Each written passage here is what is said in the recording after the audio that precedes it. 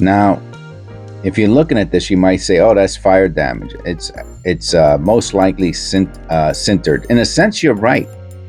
If you thought fire damage, you would be pretty close, because the pennies are, you might not have known this, but copper pennies were fired, right?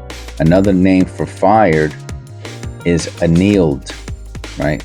So to make the copper harder, they put it through a process of annealing. They fired it. But when they punched the blanks, right? When they punched out the copper blank from the sheet metal, can you imagine millions and billions, in some cases, of blanks getting punched out into a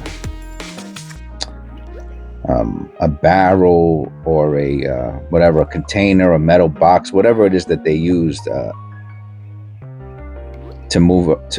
store the pennies when they get punched out? Can you imagine all the copper dust that's produced as a result of that? Well, anyway, the copper dust falls to the bottom of the barrel, right? The junk, right? When they say the bottom of the barrel, because they're saying, oh, you know, that's from the bottom. It's the junk, right? Because the junk goes to the bottom of the barrel. Well, that dust will lay on top of some of the blanks. And when the blank goes to get annealed, the copper dust will get sintered. So you can see it on the edge. That's one of the signs it's sintered. Is the edge. You'll see the copper dust sintered onto the edge. And you'll notice the high points, right? The high points, those all look copper, right? Because they got rubbed and the copper dust coating came off only on the high points, but on all the low points, look how nice and dark it is on both sides.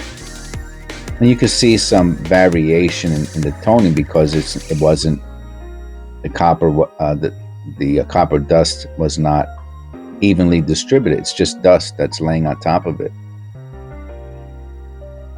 It's not that rare. You've probably found a bunch of these if you've been doing penny roll hunting, and you just didn't know what it was, but now you do. Please click like and subscribe.